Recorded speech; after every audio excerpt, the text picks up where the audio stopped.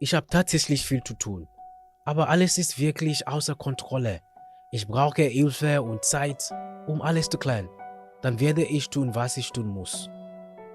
Ìtumọ̀ ọ̀rọ̀ tí mo sọ ní Germany náà ni wípé nǹkan pọ̀ tí mo fẹ́ ṣe. Àmọ́ gbogbo ìdọ́gba lásìkò tá a wà yìí gbogbo ò lọ déédéé. Wọ́n nílò ìrànlọ́wọ́ àti àkókò láti yanjú gbogbo ohun tó wà nílẹ̀ tó ṣe gbọ̀ngbọ̀n yìí. Lẹ́yìn tí bá yanjú rẹ̀ tán, ní ṣẹ̀ṣẹ̀ wá ṣe ohun tí mo fẹ́ ṣe. Ẹ̀kọ́ tó wà níbi ọ̀rọ̀ yìí náà ni pé ṣe ohun tó ní ṣe o. Kò sí àkókò, kò sí ìrànlọ́wọ́ níbi kankan ju ìrànlọ́wọ́ tó ṣe fúnra rẹ̀ lọ o.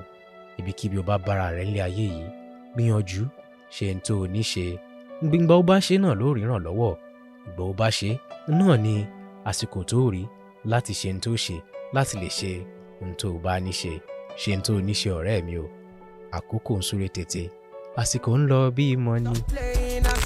If not be Jesus is coming, I know I'm born again.